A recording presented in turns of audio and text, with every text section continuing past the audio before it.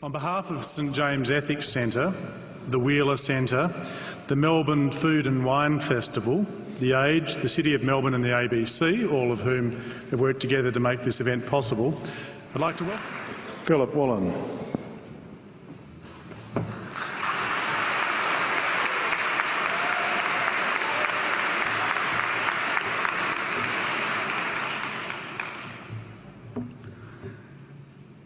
King Lear, late at night on the cliffs, asks the blind Earl of Gloucester, "How do you see the world?" And the blind man Gloucester replies, "I see it feelingly. And shouldn't we all? Animals must be off the menu because tonight they are screaming in terror in the slaughterhouses, in crates and in cages, vile, ignoble gulags of despair." You see, I heard the screams of my dying father as his body was ravaged by the cancer that killed him. And I realized I'd heard those screams before. In the slaughterhouse, their eyes stabbed out and their tendons slashed, on the cattle ships to the Middle East, and the dying mother wail as a harpoon explodes in her brain as she calls out to her calf.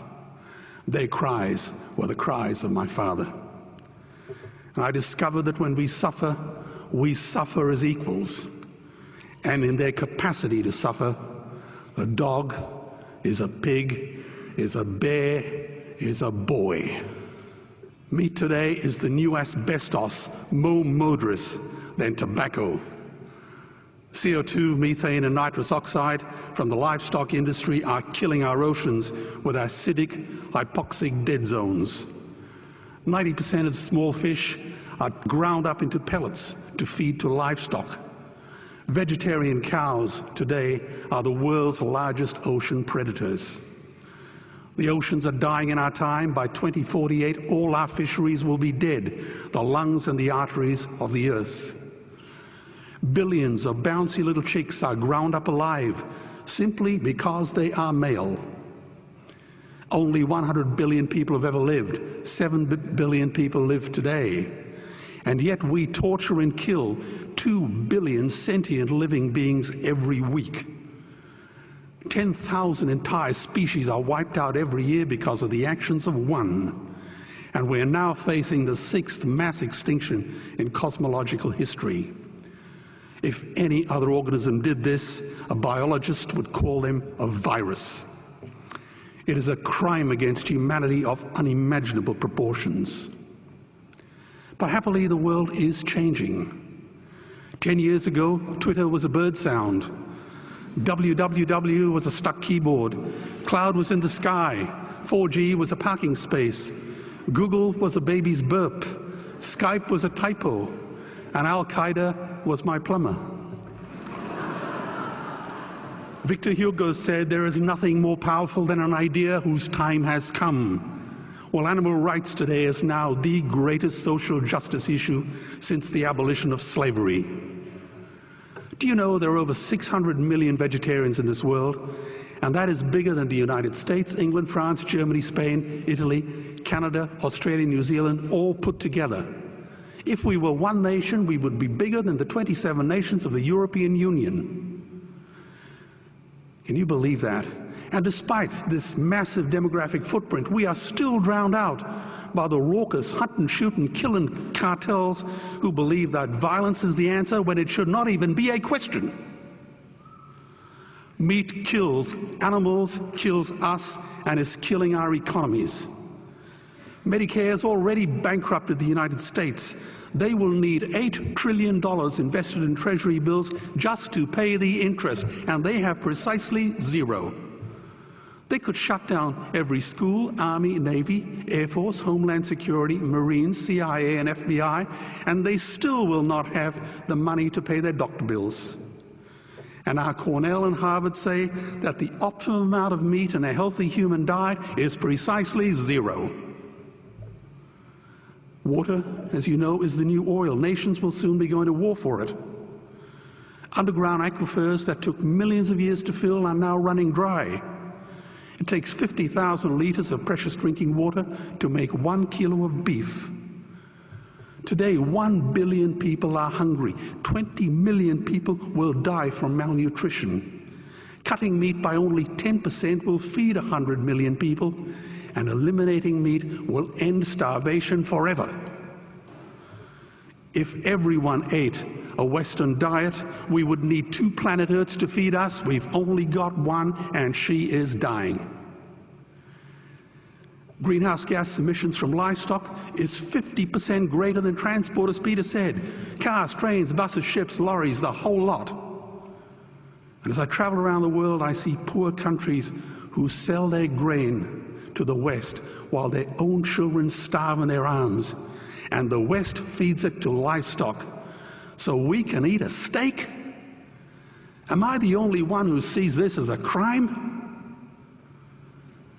Believe me, every morsel of meat we eat is slapping the tear-stained face of a hungry child. When I look into her eyes, do I remain silent? The earth can produce enough food for everyone's need, but not enough for everyone's greed. We are facing the perfect storm. If any nation had developed weapons that could wreak such havoc on the planet, we would launch a preemptive military strike and bomb it back into the Bronze Age. But it's not a rogue state, it's an industry. The good news is we don't have to bomb it. We can just stop buying it. Sir George Bush was wrong. The axis of evil does not run through Iraq, Iran, or North Korea. It runs through our dining tables. Weapons of mass destruction are our knives and forks. Our proposition is the Swiss Army knife of the future. It solves our environmental, water, human health problems and ends cruelty forever. The Stone Age didn't end because we ran out of stones. This cruel, disgusting industry will end because we run out of excuses. Meat is like the 1 and 2 cent coins. It costs more to make than it's worth. And I come from the bush. Farmers are the ones with the most to gain. Farming won't end, it would boom. Only the product line will change. Farmers would make so much money they won't even bother counting it, and I'd be the first to applaud them. Governments would love us. New industries would emerge and flourish. Health insurance premiums would plummet. Hospital waiting lists would disappear. Hell, we'd be so healthy, we'd have to shoot someone just to start a cemetery. So tonight I have 2 challenges for the opposition. 2 challenges. Meat causes a wide range of cancers and heart disease. Would they name one disease caused by a vegetarian diet? And 2, I'm funding the Earthlings trilogy.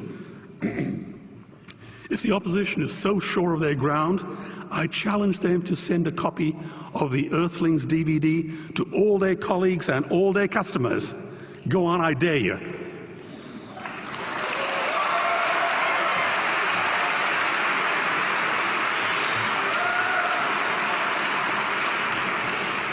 Animals are not just other species, they are other nations, and we murder them at our peril. The peace map is drawn on a menu. Peace is not just the absence of war, it is the presence of justice. Justice must be blind to race, color, religion, or species. If she's not blind, she will be a weapon of terror. And tonight, there is unimaginable terror in those ghastly Guantanamos we call factory farms or slaughterhouses. Believe me, if slaughterhouses had glass walls, we wouldn't be having this debate tonight. You see, I believe another world is possible. And on a quiet night, I can hear her breathing. Let's get animals off the menu and out of these torture chambers. Please vote tonight for those who have no voice. Thank you.